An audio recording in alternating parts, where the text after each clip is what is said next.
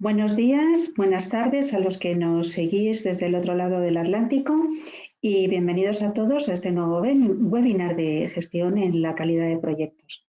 En el día de hoy vamos a hablar, como ya anuncia el título, de las herramientas para la gestión de la calidad en los proyectos. Este es el contenido que vamos a seguir tras una breve introducción.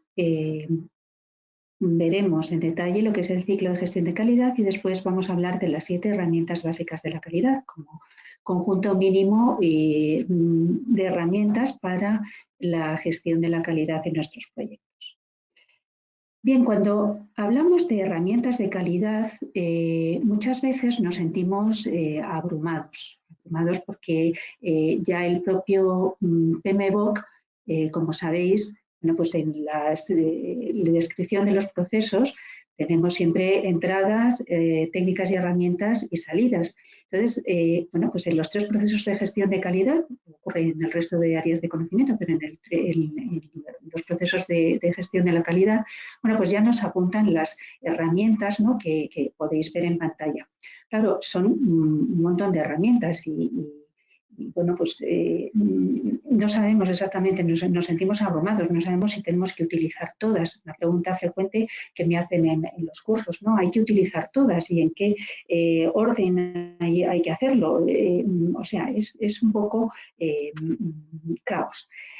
Luego, si encima de esto nos vamos al apartado 6 o en los últimos anexos del PMBOK, tenemos una tabla en la que, bueno, se citan concretamente, bueno, pues listas de herramientas que aplican en todos los procesos de todas las áreas de conocimiento. Volviendo a la página anterior, si veis aquí, bueno, pues tanto en planificar como en gestionar como en controlar la calidad, tenemos como conjuntos de herramientas. Aquí, herramientas de recopilación de datos, ¿eso qué es? ¿No? Análisis de datos, esto se repite aquí también, análisis de datos, toma de decisiones, representación de datos, etcétera, ¿no? Entonces, en la tabla esta que apuntaba, en el anexo 6, tenemos el detalle de todas citadas, ¿no? El nombre de todas estas herramientas, lo cual contribuye todavía aún más a aumentar nuestro desconcierto, ¿no? ¿Por dónde empiezo? Entonces, bueno, pues vamos a ver un poco cómo organizar, cómo seleccionar. Deciros que no hay 2 proyectos iguales, no hay 2 directores de proyectos iguales, entonces no hay una respuesta única sobre qué herramientas utilizar.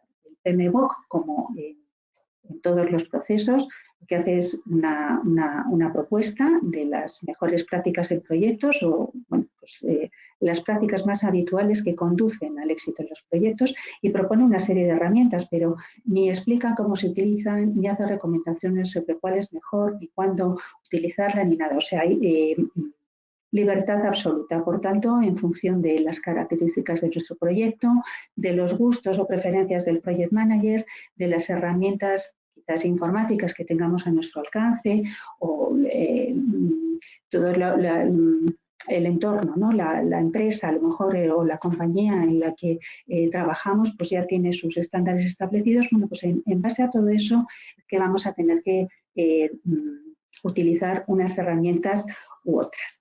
La clave, si tuviéramos libertad absoluta y no nos marcan ninguna pauta, es entender muy bien qué es lo que estamos haciendo en gestión de la calidad, ¿no? ¿Qué necesitamos?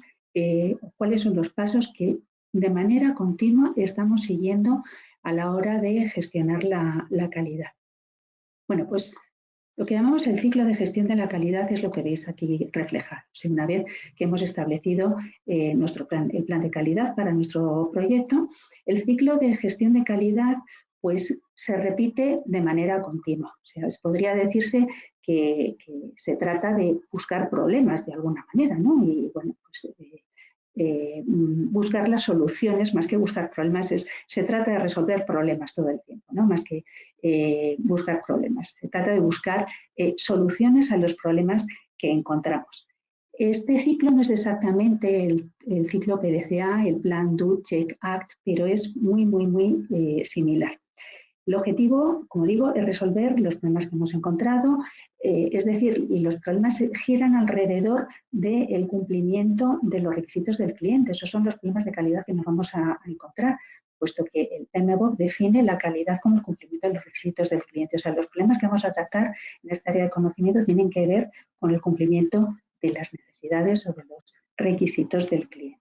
Entonces, ¿por dónde empezaríamos? Bueno, pues imaginemos que hemos tenido un problema con algún requisito, con el cumplimiento de algún punto del proyecto. Entonces, lo primero que tenemos que hacer es definir el problema. Definir el problema, bueno, pues es el punto de partida, ¿no? Para arreglarlo. Pero lo importante es que el problema esté bien acotado, o sea, y eso, bueno, pues no siempre es sencillo, entonces requiere práctica. Una vez que hemos definido el problema, tenemos que formular hipótesis sobre, bueno, cuáles pueden ser las posibles causas de ese problema. No es que las vayamos a descubrir inmediatamente, o sea, primero tendremos que formular hipótesis, posibles causas de ese problema. Después tendremos que recopilar datos, o sea, no vale únicamente con formular hipótesis y lanzarse directamente. Tendremos que recopilar datos y confirmar si esas hipótesis, bueno, pues tienen sentido, son razonables o no. Sí, puede ser que en nuestra compañía, bueno, pues, o en nuestro entorno ya tengamos datos y no necesitemos hacer la recopilación. En este caso, iríamos directamente al análisis. En caso contrario, primero tendríamos que pasar por una recopilación de datos. Realizamos el análisis de datos. Con este análisis podemos validar si esas hipótesis que hemos formulado sobre las posibles causas del problema tienen sentido o no. ¿Son realmente esas causas o hay que seguir buscando? Vamos a imaginar que sí, que al menos alguna de las causas que pueden estar originando el problema sí que están identificadas. Entonces, el siguiente paso es definir qué acciones vamos a hacer para corregir esa circunstancia, o sea, determinar e implementar esas acciones. Y luego, bueno, pues para determinar exactamente si esas acciones sirven para corregir el problema inicial que estábamos haciendo, o sea, que habíamos encontrado, vamos a tener que hacer nuevamente una recopilación de datos y un análisis de datos. ¿Con qué fin? Bueno, pues con el fin de controlar y validar el resultado de las acciones. De aquí, bueno, pues puede resultar que sí que realmente esas acciones, o sea, la causa estuviera bien identificada y las acciones también bien definidas y que al implementar las acciones hayamos conseguido corregir o, bueno, atenuar en cierto grado el problema. Y bueno, pues ahí acabaría el ciclo. Este reciclo, en caso contrario, bueno, pues tendríamos que volver a revisar las hipótesis sobre las causas y bueno, repetir el ciclo hasta que logremos corregir ese problema. Y este ciclo, bueno, pues es, por así decir, en resumen y a muy grandes rasgos, lo que hacemos en la gestión de la calidad de los proyectos. Yo creo que está claro, pero no obstante, vamos a poner un ejemplo. Imaginemos que tenemos una empresa pues de reparto, ¿no? Y que el problema que tenemos en el proyecto son retrasos en las entregas.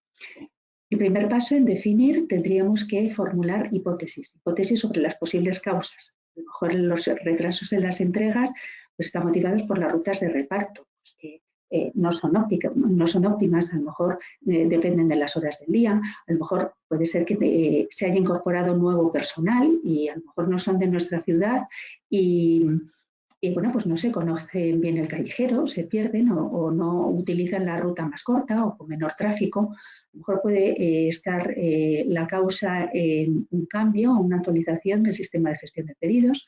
Bueno, no importa cuál sea la causa, lo siguiente es confirmar estas posibles causas recopilando datos. Entonces tendríamos, en función de lo que queramos investigar, el tipo de datos a recopilar es distinto. O sea, por ejemplo, en este caso pues, podríamos hablar de registrar los retrasos por ruta o a lo mejor hay unas personas que justamente son las que bueno, pues siempre se retrasan, a lo mejor una zona pues, que tiene más tráfico, que sea, retrasos en función de la hora del día.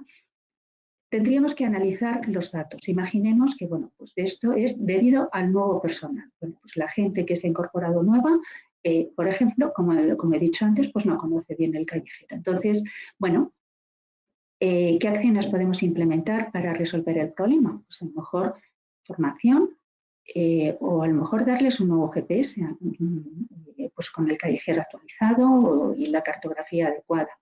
Entonces, bueno, pues implementaríamos estas acciones y lo siguiente es, bueno, pues ver si con estas acciones conseguimos paliar o mitigar, resolver el problema de retrasos en las entregas, para lo cual tendríamos que hacer nuevamente una recopilación y un análisis de datos del seguimiento diario de las entregas. Y este ciclo, bueno, pues es el que repetiríamos en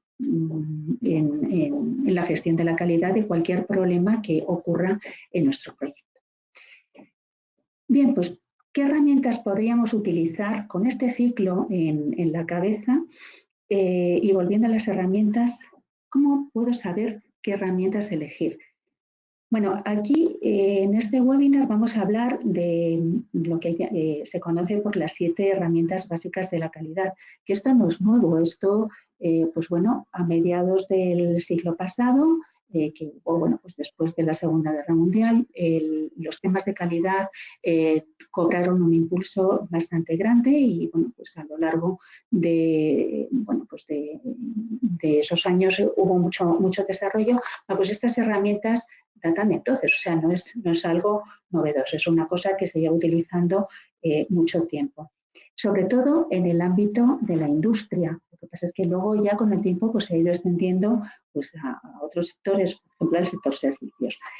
Lo importante es que con estas 7 herramientas básicas de la calidad son sencillas, no requieren conocimientos estadísticos profundos, como los temas de calidad sí que están vinculados al tratamiento de datos. Bueno, pues estas herramientas tampoco requieren unos conocimientos exhaustivos ni requieren herramientas informáticas, ni grandes inversiones, ni paquetes especializados. O sea, estas herramientas simplemente con una hoja Excel, incluso a mano, pues podríamos utilizarlas para hacer la gestión de la calidad y gestionar la mayoría de los problemas que vamos a encontrar en relación con la calidad en nuestros proyectos. Entonces, vamos a hablar brevemente de cada una de ellas. Es simplemente para daros una visión de cómo esto se puede utilizar en el ciclo de gestión de calidad que hemos descrito. La primera es el diagrama causa-efecto. Estoy segura de que todos habéis oído hablar de ella. También se conoce como diagrama de Ishikawa o espina de pescado. Entonces, bueno, Ishikawa es uno de los gurús de la calidad, o era un químico industrial japonés y bueno, pues la herramienta que propone es este diagrama, es un diagrama causa-efecto y no es más que una representación gráfica que muestra la relación cualitativa entre un conjunto de factores que pueden originar un problema o un efecto determinado. Esta es una herramienta de trabajo en equipo. Entonces, la forma habitual de utilizar o de construir un diagrama causa-efecto, aunque lo podemos hacer nosotros solos, lo habitualmente pues, se realiza en grupo. Aquellos que estéis siguiendo el tema de calidad en el máster de dirección de proyectos, bueno, pues justamente hemos estado discutiendo de ello. Entonces, esta herramienta es bastante conocida para vosotros. Entonces, esta herramienta básicamente lo que hace es situar el problema aquí en la cabeza de la espina de pescado y luego a partir de ahí, de manera ordenada, ir identificando bueno, pues posibles causas de ese problema. Esta identificación se hace en equipo a través de una sesión de brainstorming. Entonces, después lo que se hace es bueno, pues ubicar todas las posibles causas identificadas por los miembros del equipo a lo largo de las espinas del pescado. Las principales características, hombre, pues el impacto visual, ¿no? Muestra claramente las interrelaciones. Luego es una herramienta de comunicación muy potente, porque bueno, pues de un vistazo vemos los grandes tipos o las grandes categorías, ¿no? Que, por ejemplo, mano de obra, material, las grandes categorías de causas que pueden estar originando un problema. El desglose en cada una de estas ramas, hombre, pues también te dice dónde se concentran la mayor parte de posibles causas de ese problema. O sea, es una herramienta bueno, pues, que sirve tanto como resumen como para comunicar, para entender bueno, pues todos lo mismo, ¿no? Todo el equipo entienda lo mismo. Entonces, ¿para qué se aplica? Pues fundamentalmente para la formulación de hipótesis y bueno, pues también para la identificación de soluciones alternativas. Vamos a ver cómo se construye. Bueno, pues aquí tenéis en este diagrama, el primer paso sería colocar aquí, bueno, veis que el diagrama tiene una parte que son todo lo que es las causas y luego el efecto. El efecto sería el problema. Entonces, el primer paso es colocar el problema aquí en una caja y luego, bueno, pues dibujar una flecha apuntando a ese problema, ¿no? Para identificar o simbolizar las causas. Después tendríamos que identificar estas espinas principales o los principales tipos de causa.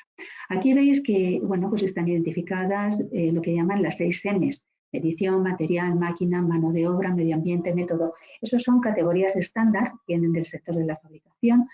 Hay otras clasificaciones, por ejemplo, en el sector servicios, pero no es necesario utilizar, se puede utilizar una clasificación inicial para bueno, pues arrancar la discusión o facilitar, porque, bueno, pues para no tener la hoja en blanco, por así decir.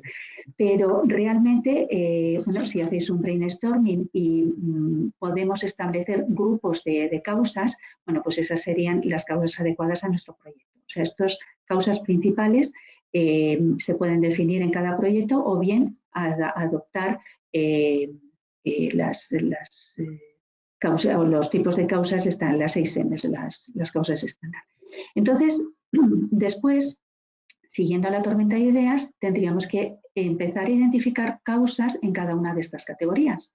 ¿Veis? Y bueno, pues causa de causa, utilizaríamos la técnica de los 5 porqués, iríamos preguntando ¿y por qué? ¿Y por qué? ¿Y por qué? Así sucesivamente, y entonces, bueno, pues iría esto desplegando. ¿Hasta dónde desplegamos? Bueno, pues hasta encontrar la causa raíz.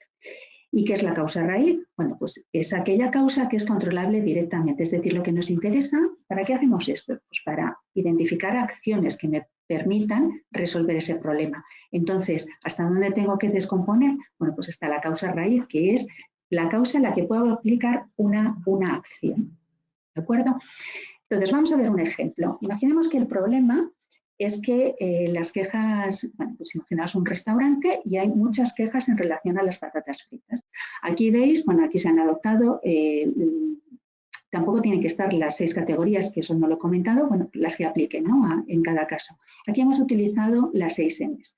Entonces tenemos causas atribuibles a personas o métodos, instalaciones y materia prima. Entonces, fijaros, por ejemplo, en el método, pues a lo mejor la queja en relación a las patatas fritas, que no se especifica más, puede ser debida a la sala. O sea, si tardan los camareros mucho en atender, puede que se enfríen o yo qué sé. Entonces, bueno, pues tendríamos dos subramas principales. A lo mejor los procedimientos que se siguen en sala o bien lo que se sigue en la cocina. ¿Qué puede estar pasando en la sala? Bueno, pues el tiempo de atención, a lo mejor los criterios de prioridad de la mesa. ¿Qué puede estar pasando en la cocina? Pues a lo mejor el tiempo de cocinado o que se retiran las patatas antes de tiempo y quedan crudas. ¿Veis? Entonces, por ejemplo, si centrándonos únicamente en esta rama de criterios de prioridad de las mesas, ¿vale? Pues esto, ¿podríamos definir alguna acción sobre esto? Hombre, pues sí, escribimos un procedimiento en el que bueno, pues establezcamos pues, cómo se enumeran las mesas y si la prioridad es pues, X, el momento de llegada o cuando se toma la comanda, etcétera. Entonces podríamos escribir un procedimiento, darlo a conocer a todos los camareros de la sala y pues con eso ver si conseguimos resolver el problema. Por ejemplo, en instalaciones tendríamos aquí también fogones obstruidos o freidosas antiguas o la humedad, ¿no? bueno, pues a lo mejor una ventilación deficiente. Esta causa pues es una causa raíz y es directamente resoluble, ¿no? Pues cambiamos la instalación de la ventilación, o la revisamos y con eso quedaría presumiblemente resuelto el problema. Claro, luego tendremos que medir si, bueno, pues definiendo un procedimiento o cambiando el sistema de ventilación, eso tiene impacto, esas acciones, en la reducción de las quejas de los clientes. Esto sería, por tanto, el diagrama causa-efecto. Puntos a tener en cuenta aquí, bueno, pues primero la definición del problema. Tiene que ser específica y tiene que estar bien acotada. O sea, el problema tiene que estar claro para todos los que están participando en la sesión, qué es el problema y qué no es el problema. O sea, todo el mundo tiene que entender lo mismo. Luego, a la hora de identificar las causas, algo que suele suceder es que muchas veces se confunde la causa con la solución. Entonces, bueno, hay que ser especialmente cuidadoso con eso. Y bueno, insistir una vez más que lo que estamos obteniendo de aquí no dejan de ser hipótesis sobre las posibles causas del problema. Luego hay que verificarlas. Vamos a pasar a la siguiente herramienta. La siguiente herramienta es el diagrama de flujo. Entonces, un flujograma, sobre todo los que trabajáis con procesos o en informática, os resulta más que familiar.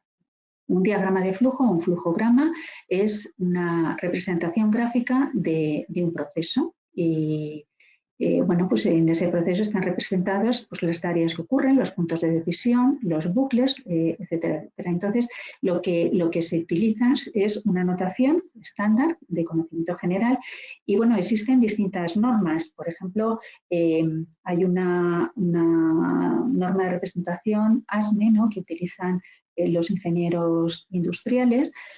Por ejemplo, en informática, los modelos entidad-relación o la notación UML, bueno, pues también bueno, pues son otras formas de representación, pero el fondo es el mismo.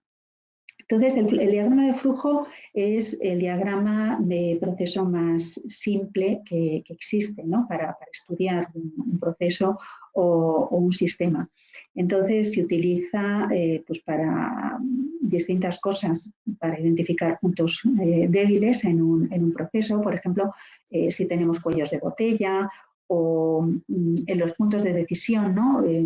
Siempre, bueno, pues son puntos que pueden ser problemáticos y pueden causar a lo mejor ser la fuente del problema. También nos puede servir para saber dónde es conveniente establecer indicadores o en qué momento. Muestran también las interrelaciones con otros procesos y sistemas. Hay distintos tipos de diagrama de flujo en función del objetivo que persigamos. Aquí, por ejemplo, tenéis tres.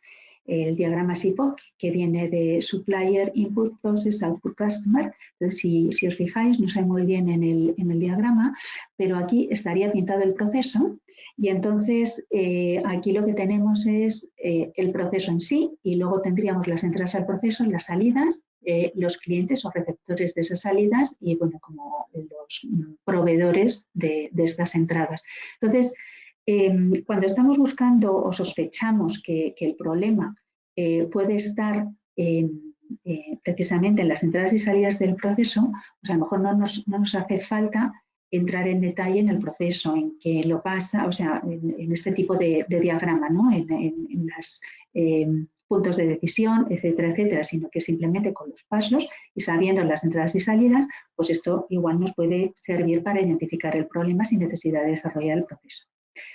Si sospechamos, por ejemplo, que el problema puede estar en las responsabilidades, pues quizás este tipo de diagrama es más conveniente. Aquí tendríamos, bueno, pues sí, una representación del proceso, pero lo importante de esto es que, bueno, tenemos aquí el área que es responsable de hacer cada una de las actividades que se listan en cada columna. Y entonces, bueno, pues si el problema está a lo mejor aquí, pues ya sabemos que la responsabilidad sería del taller de mecanizado en este caso. Y luego el diagrama básico, bueno, pues que es el de toda la vida, y es el que hemos comentado, los puntos de decisión, etcétera, etcétera. O sea, cuando estamos buscando los problemas en una actividad concreta, pues este quizás sería un tipo de diagrama de flujo más indicado. Esto en cuanto al diagrama de flujo. Por tanto, el diagrama de flujo es otra herramienta que nos serviría para formular hipótesis. Es más concreta que el diagrama de Ishikawa y estaría enfocada sobre todo a procesos. Las hojas de control. Las hojas de control realmente, bueno, una hoja de control es un impreso con formato de tabla o diagrama y es una herramienta para recolectar información, es para obtener datos. Entonces, ¿cuál es la característica? Bueno, pues es una cosa muy sencilla, ¿no? Es simple y flexible.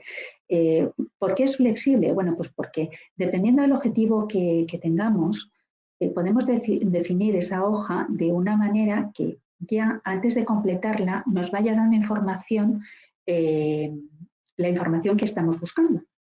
Ahora vemos un ejemplo.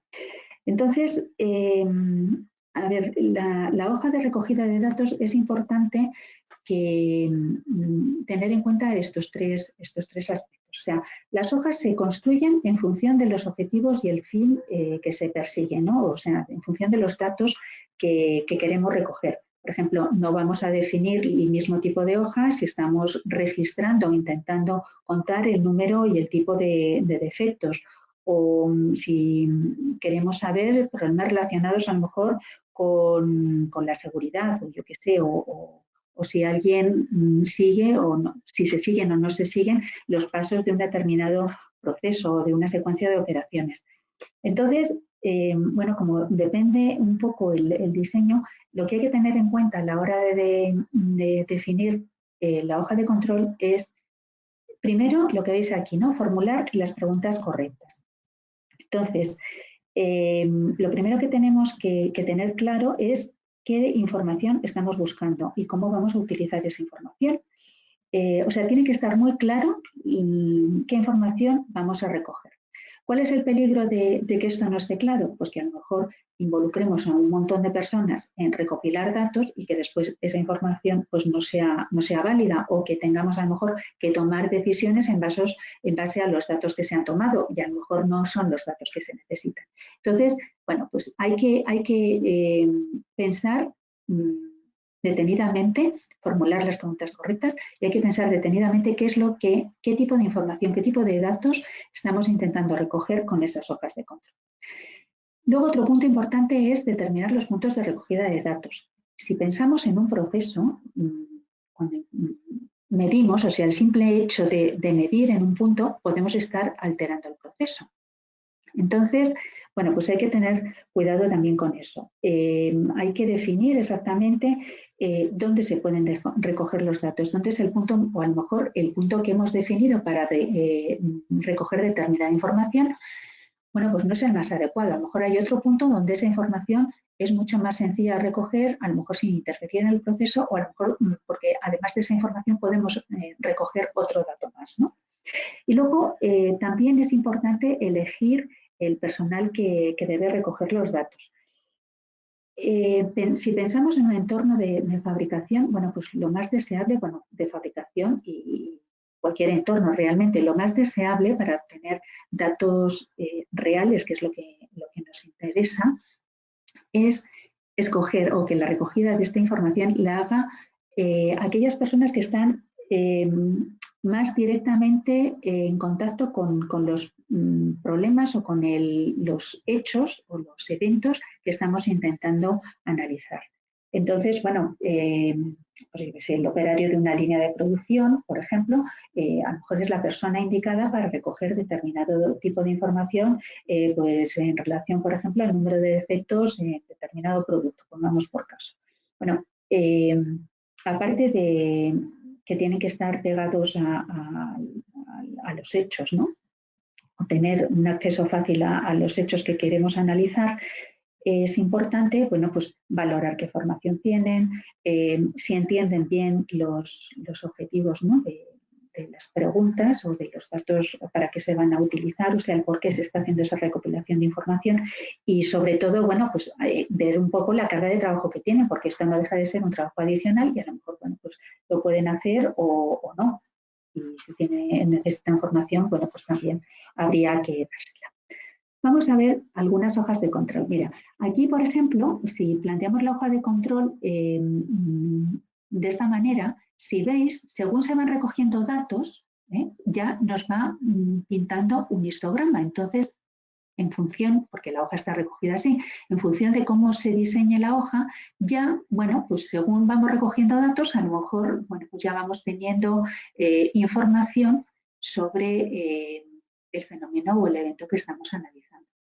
Por ejemplo, si estamos analizando una característica o recopilando información o datos sobre una característica de calidad, pues a lo mejor, bueno, pues aquí es un producto y estamos viendo, bueno, pues cuántos tienen algún tipo de defecto, una raya o están incompletos o deformes y entonces vamos totalizando, ¿no? Con el sistema este de palotes. Entonces, bueno, pues aquí tendríamos los datos, ¿no? Los datos que queremos.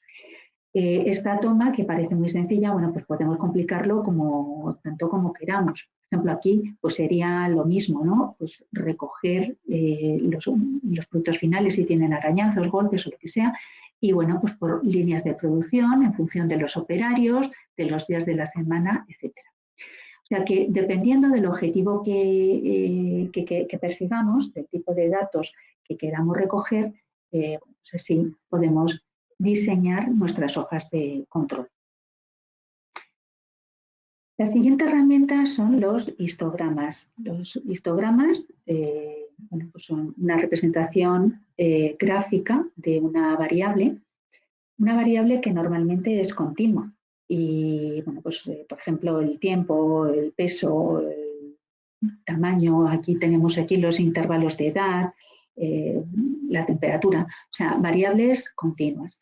Entonces, lo que representa es la frecuencia de distribución del fenómeno que estamos estudiando, de esa variable, cuando utilizamos mediciones sucesivas. ¿Esto a qué se aplica? Normalmente a procesos repetitivos. Puede ser un proceso de fabricación, pero bueno, también es aplicable a lo mejor a temas bueno, a lo mejor y sin a lo mejor es aplicable también a temas de dirección de proyectos, ¿no? Por ejemplo, los costes, etcétera. Entonces, aquí, por ejemplo, tenemos un diagrama en el que podemos ver el número de visitas médicas en atención primaria. Lo que tenemos son intervalos de edades y, bueno, pues la frecuencia. El número de visitas, por ejemplo, en el rango entre 80 y 85 y 89 y 90, pues presenta la frecuencia más alta. El número de personas que en el periodo que se analice, bueno, pues, van al médico de atención primaria, pues es de 28 en este rango de edad y de 24, o sea que en estos rangos de edad se manejan o se tiene lugar el mayor número de consultas médicas en atención primaria.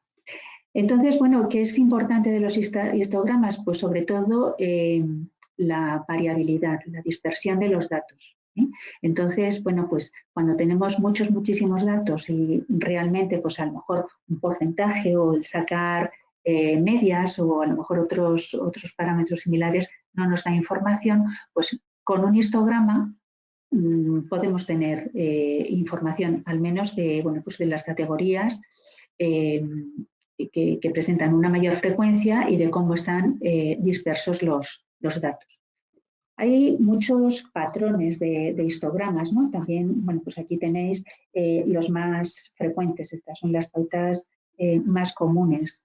Bueno, la más conocida es la campana de Gauss, pero también tenemos esta forma con dos picos, la bimodal, la asimétrica. O si hacemos histogramas en distintos momentos del tiempo, podemos ver si ha habido algún tipo de evolución. Y bueno, pues esta es la información básica que nos dan los histogramas. El diagrama de Pareto es un tipo particular de histograma. Entonces, el diagrama de Pareto lo que hace es estas frecuencias que teníamos en una distribución de Gauss o bimodal, bueno, pues lo que hace es organizarlo por frecuencia de ocurrencia. Y entonces se apoya en la regla de Pareto. La regla de Pareto, o la regla del 80-20, dice que el 80% de los problemas tiene su origen en el 20% de las causas. Entonces, esto es muy importante y muy valioso de cara a priorizar las causas de un problema. Por ejemplo, normalmente el diagrama de Pareto, normalmente se utiliza mucho junto con el diagrama de Ishikawa. El diagrama de Ishikawa ya veis que hemos identificado un montón de causas, pero bueno, son todas, nos pasa un poco como con las herramientas. Tenemos que utilizar todas las herramientas, son todas las causas origen del problema. Habrá unas que serán más probables que otras, ¿no? Entonces, pues estableceríamos mediciones y justo con un diagrama de Pareto, un diagrama de frecuencias, nos ayudamos para priorizar aquellas causas sobre las que debemos actuar. O sea, realmente el diagrama de Pareto es un diagrama que nos sirve para priorizar las causas de un problema y también es una herramienta de apoyo a la toma de decisiones realmente.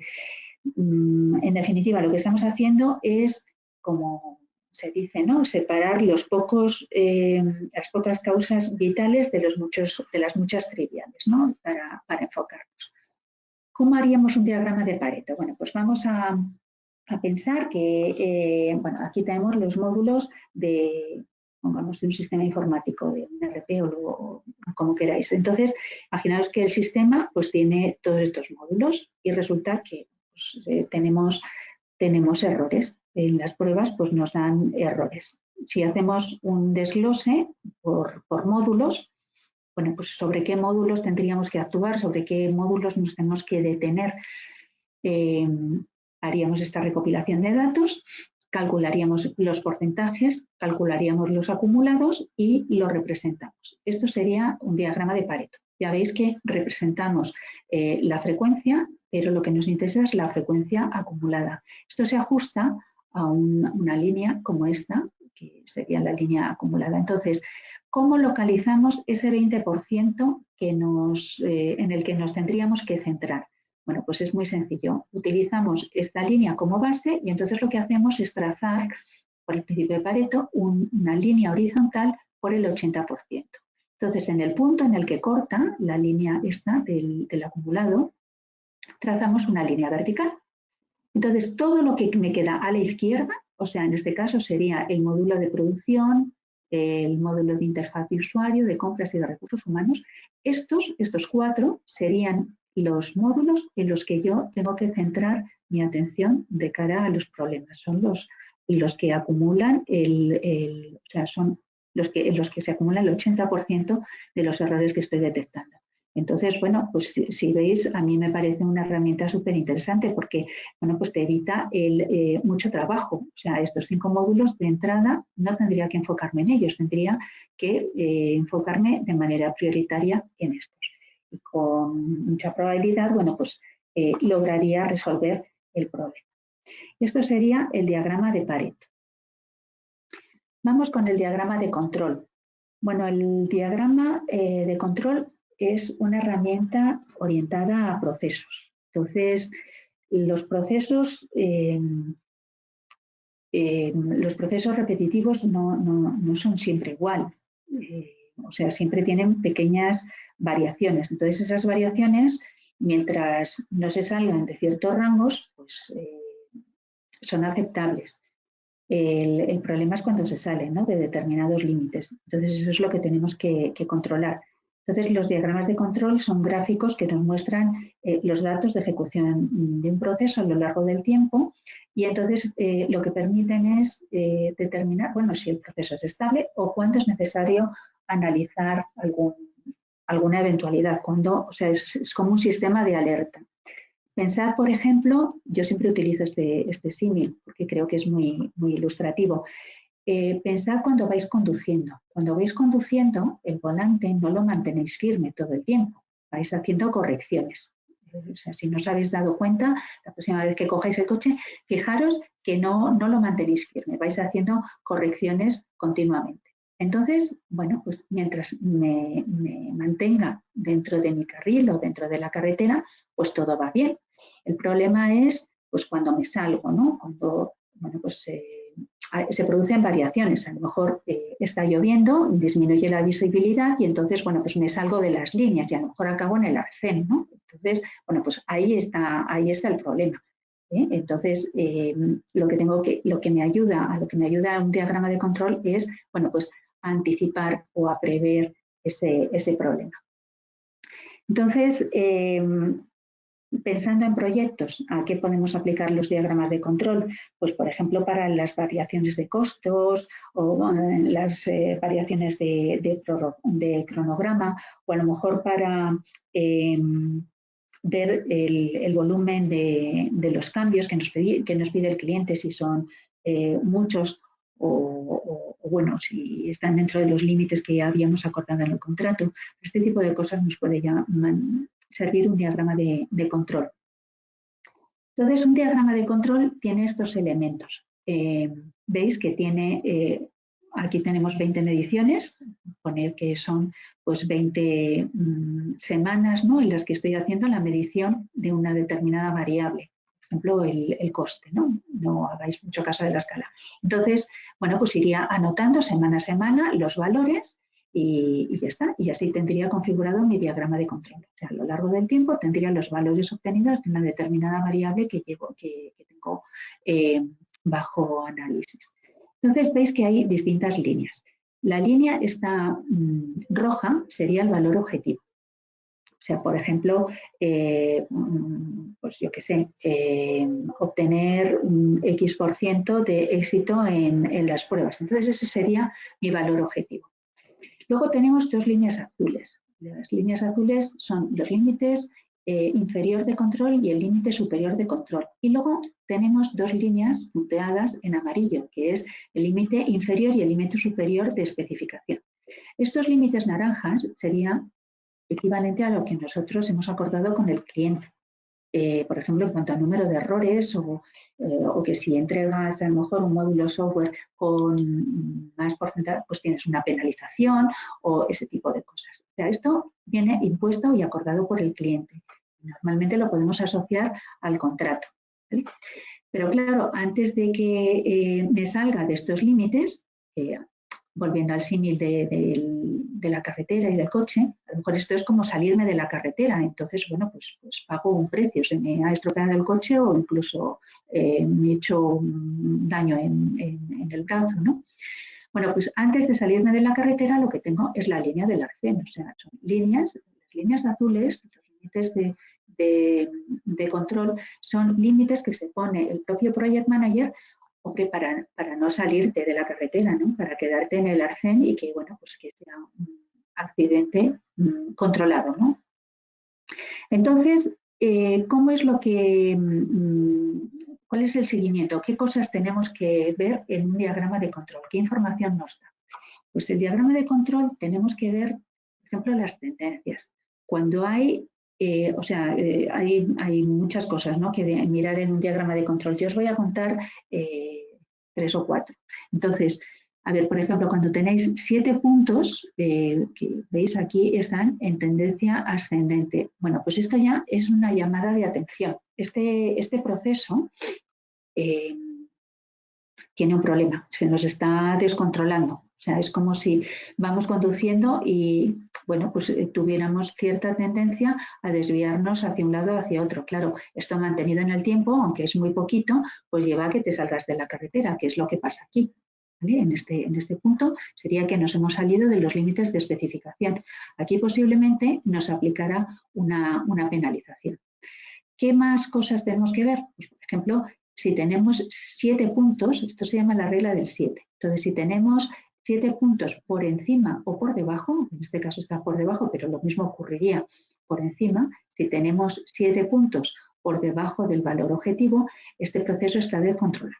Entonces, pensad en una máquina y estamos obteniendo valores todo el rato por debajo del valor objetivo. Bueno, pues eso apunta a que posiblemente la máquina esté mal calibrada. Entonces tendremos que recalibrar la máquina para, bueno, pues conseguir el valor objetivo.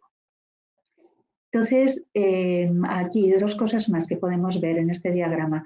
pues por ejemplo, aquí tenemos un caso de, bueno, pues nos hemos salido del arcén, o sea, de la línea de la carretera, pero bueno, no nos hemos salido, estaríamos en el arcén. Entonces, bueno, pues esto es una llamada de atención. Si seguimos en esta dinámica, posiblemente el proceso, no hacemos nada, posiblemente nos salgamos de lo acordado por el cliente y apliquemos penalizaciones. ¿Qué es lo que ocurre en este caso? Pues posiblemente hemos visto que nos salíamos, se han aplicado una corrección que se ha ido un poco y entonces, bueno, pues nos hemos pasado por el lado contrario y aquí sí que tendríamos penalización. Bueno, pues esto nos da una idea de lo que es o lo que nos permite un diagrama de control. O sea, es un seguimiento de procesos a lo largo del tiempo. Y como veis, bueno, pues sí que permite anticipar causas de posibles problemas, etcétera, etcétera. Incluso, bueno, pues determinar la validez de las acciones, ¿no? O sea, por ejemplo, aquí se ha debido hacer algo y lo normal es lo que ocurre pues, de la semana 16 a la 20. Hay cierta variación en el proceso, hay puntos por encima y por debajo, algunos están en la media, pero bueno, con una determinada bueno, pues, distribución parecida a esta, ¿no? Con cierta variabilidad, ¿vale? Y esto en cuanto al diagrama de control. Y ya la última herramienta que nos queda es el diagrama de dispersión. El diagrama de dispersión muestra la relación entre dos variables y la intensidad de esta. Bueno, esto es se apoya en lo que es el concepto estadístico de la correlación. Entonces, bueno, pues siempre lo tenemos que hacer bueno, pues con dos variables. Entonces, lo que, por ejemplo, en este caso, tenemos representado el nivel de estrés y la tensión arterial. Entonces, tendríamos que hacer toma de datos para dibujar todos estos puntos. Representaríamos esta herramienta. Por ejemplo, el Excel te da diagramas de dispersión directamente y luego lo que tendremos que añadir es una línea de tendencia. Como la línea de tendencia tiene una pendiente, una pendiente positiva, entonces, bueno, pues estarían directamente relacionados. O sea que al aumentar el nivel de estrés, aumenta la presión arterial. ¿Qué nos dice el grado de afinidad de esas dos variables? Viene determinado por la proximidad de estos puntos a la línea de tendencia. O sea que cuanto más cerca estén, más seguros podemos estar de la relación entre las dos variables que estamos analizando. O sea, es un diagrama que nos permite ver, bueno, está basado en la dispersión, que es el grado de distanciamiento de un conjunto de valores respecto a su valor medio. Bien, entonces, por ejemplo, vamos a imaginar que tenemos un proceso y entonces de fabricación y entonces hemos visto que se están produciendo fluctuaciones en el peso de un producto.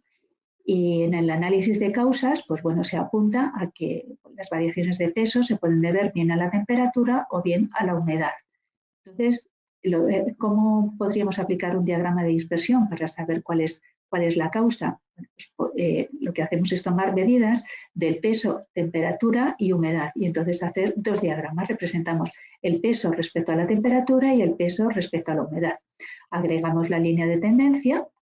Y entonces, bueno, pues vemos aquí la relación sería positiva y entonces, o sea, según aumenta el peso, según aumenta la humedad, aumentaría el peso y aquí pues es inversamente proporcional, o sea, según aumenta, o sea, la línea de tendencia es inversa, o sea, están relacionadas de manera inversa. Entonces, aquí veis que la distancia de los puntos a la línea de tendencia están más cercanos, ¿no? Que aquí. Por tanto, si tuviéramos que determinar o decidir qué factor es la causa del problema del peso, nos decantaríamos por la humedad, ¿bien? Porque la proximidad de los puntos a la línea de tendencia es menor que en este caso. Entonces, las acciones que tendríamos que tomar serían a lo mejor, pues poner desecantes o airear más la estancia o eso mismo. Y estas serían las 7 herramientas de la calidad. Volviendo a nuestro esquema inicial del ciclo básico de la calidad, ¿cómo podríamos utilizar esas herramientas para completar ese ciclo que vamos a estar siguiendo de manera continua en nuestro proyecto, que nos está el ciclo de gestión de la calidad. Bueno, pues para definir el problema y formular hipótesis podemos utilizar el diagrama causa-efecto, el diagrama de Ishikawa, bueno, que va vinculado normalmente a la tormenta de ideas, un brainstorming con un diagrama causa-efecto. Podemos utilizar diagramas de flujo también para formular hipótesis. Los diagramas de flujo los utilizaríamos sobre todo cuando pues pensamos en que el problema puede estar en un proceso. Nos va a ayudar, va a ser más específico. Para recopilar datos, pues podríamos utilizar hojas de control, que las hojas de control no tienen que ser necesariamente en papel, o sea, podemos utilizar pues a lo mejor otro tipo de sistemas, ¿no? Pues a lo mejor hay sistemas en nuestras compañías pues, que nos pueden proporcionar esos datos. Entonces, bueno, pues sería buscar cómo recopilar los datos, pero sí que es importante tener clara los datos que vamos a recopilar y para qué los necesitamos a la hora de recopilar los datos. No tiene que ser manual, me refiero, o sea, podéis utilizar pues, los sistemas que existan o hojas Excel o otro tipo de herramientas. Analizar los datos. Bueno, pues para analizar los datos podemos utilizar un histograma, podemos utilizar el diagrama de Pareto, que es una herramienta muy interesante, sobre todo de cara a priorizar pues, causas, soluciones, diagramas de control para controlar los procesos a lo largo del tiempo o diagramas de correlación, como acabamos de ver, para establecer la causa o de decidir, ¿no? entre dos variables. Con esto, bueno, pues ya tendríamos identificadas las causas y las posibles causas y a la hora de implementar mejoras, determinar qué acciones correctoras vamos a implementar, ¿no? Para resolver el problema que hemos identificado, pues podríamos volver a utilizar una tormenta de ideas y un diagrama de Ishikawa, también un diagrama de flujo. Y luego, bueno, pues podríamos volver a recopilar datos para ver cómo sigue nuestros procesos o el problema, ¿no? Y luego, bueno, pues controlar y validar los resultados de las acciones a través de las hojas de control y diagramas de control. Entonces, como veis, bueno, pues con las 7 herramientas de calidad tendríamos cubierto todo el ciclo. Insisto en que son herramientas muy básicas, no requieren ni tecnologías caras ni tecnologías específicas. Una hoja Excel nos puede servir y, bueno, pues con estas herramientas la mayoría de los problemas que os pueden surgir en vuestros proyectos se pueden gestionar sin ningún problema. Y bueno, me he extendido un poquito, no sé si tenéis preguntas, este es el momento de hacerlas. Entonces, bueno, pues los 5 minutos que tenemos, si tenéis cuestiones, pues estaré encantada de responderla.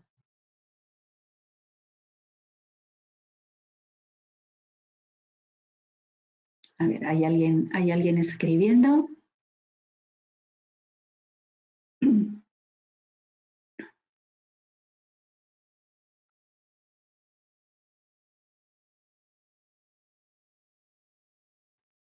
A ver, Edwin dice, ¿qué matriz o diagrama recomendaría para aplicarlos en la gestión de riesgos a desastres naturales o antropogénicos? A ver, estamos hablando en este momento, estamos hablando de problemas de calidad. Entonces, para la gestión de desastres es otro tipo de análisis. No obstante, estas herramientas se pueden utilizar tanto para calidad como para otras cosas.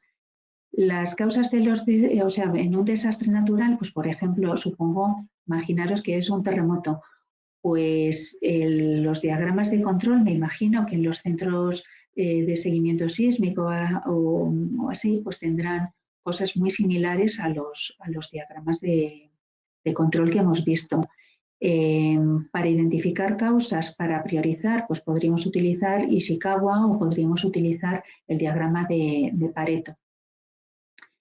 No sé si te contesto, esto es la respuesta, así que sin pensar detenidamente en el problema te podría dar.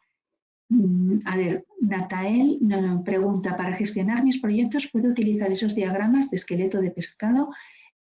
A ver, lo puedes utilizar cuando tienes un problema para identificar las causas, para gestionar tus proyectos, como es, o sea, gestión, seguimiento de costes, etcétera, etcétera, no. O sea, es una herramienta para identificar las causas de un problema.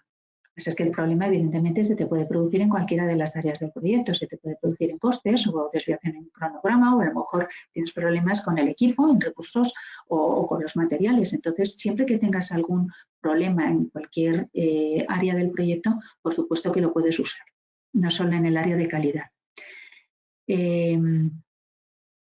Dice Ximena, dice, ¿cómo se determina la línea de tendencia? Mira, si utilizas Excel, hay una opción que es agregar línea de tendencia. O sea, haces la representación gráfica, a lo mejor de un diagrama de dispersión, que es uno de los diagramas estándar que vienen en el Excel, y una de las opciones es agregar línea de tendencia. Tienes tendencia lineal, puedes tener una tendencia logarítmica, o sea, entonces yo lo que normalmente hago es dibujar la nube de puntos y luego probar distintas líneas de tendencia. La que mejor se ajuste a la curva, adopto esa. ¿Vale? Esto, Ximena, dice, en la representación, buenas tardes, en la representación solo hay 5 herramientas. ¿Cuáles son las otras 2? No sé muy bien a qué te refieres, Néstor. Hemos tratado las 7 herramientas básicas de la calidad. Bueno, si quieres repasa, cuando veas la presentación posiblemente se te resuelva la duda y si no, bueno, pues me podéis contactar. Buenas tardes. ¿Dónde insertamos los famosos puntos de control referido al control de entregables?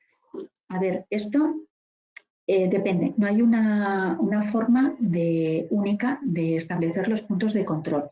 Entonces, cada proyecto, en función de lo que tú hayas acordado con tu cliente, normalmente las entregas son un punto de control o los puntos de control pueden estar cuando pasas, por ejemplo, pensando en un proyecto software, pasas un determinado trabajo de un equipo a otro. Por ejemplo, pasa de desarrollo a pruebas. Pues ahí puedes obtener otro punto de control.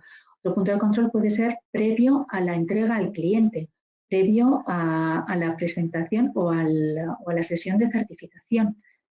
Todos esos son puntos de control en proyectos software, ¿no? Es un poco, pero es variable. Depende de los proyectos. A lo mejor, bueno, pues esos son los grandes puntos, pero a lo mejor en tu proyecto concreto, pues quieren hacer control pues por cada entrega de módulo. Bueno, pues ya está, pues esos son es variable. Giovanni dice, para controlar la calidad de los procesos de un proyecto, ¿cuál consideras el perfil profesional más adecuado para hacerlo? Pues depende de los proyectos. O sea, imagínate que tienes, el control de calidad es diferente.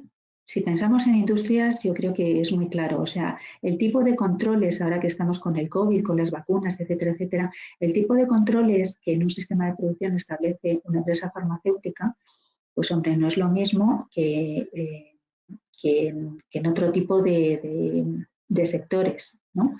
Entonces, depende un poquito del sector, del proyecto.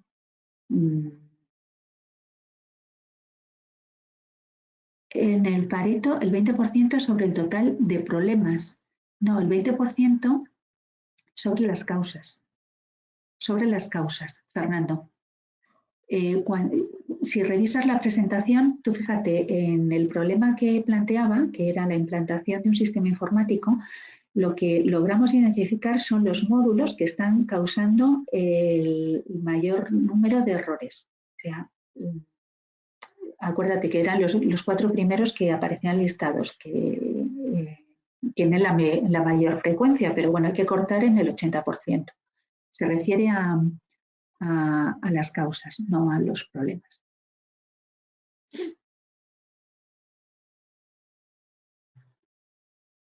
Para controlar la calidad en los procesos, ¿cuál considerarías el perfil profesional? Bueno, el perfil profesional, sí, volviendo a esto, Giovanni, depende. De todas formas, a ver, como directores de proyecto tenemos que tener unos mínimos. Entonces, luego ya quien haga el control expreso de la calidad, pues hay departamentos enteros. O sea, por ejemplo, en la industria farmacéutica hay departamentos de calidad, pues porque el tipo de negocio, ¿no? Pues así lo exige. Te diría que un poco, pero bueno, lo que a nosotros respecta como jefes de proyecto, tendremos que saber cómo dirigirlo, ¿no? Oreste, sí, por supuesto. Dice, creo que varias de estas herramientas siguen siendo muy válidas para gestionar la calidad en procesos y en proyectos. Y, sin embargo, comprendiendo el entorno con las nuevas tecnologías disponibles, Internet of Things, Data Analytics, creo que algunos de los ejemplos deberían estar más actualizados. Sí, por supuesto. Lo que he intentado es utilizar ejemplos sencillos para entender los conceptos, pero desde luego que el tipo de herramientas que después utilices para recopilar datos, para hacer diagramas, etcétera, etcétera, por supuesto, Data Analytics te permite bueno, pues, un control o un análisis muchísimo más exhaustivo que lo que te puede proporcionar un Excel. ¿Vale? Bien, pues si os parece, cerramos aquí. Muchísimas gracias a todos por vuestra asistencia y espero que bueno, pues os haya sido de utilidad este webinar. Muchas gracias y hasta la próxima.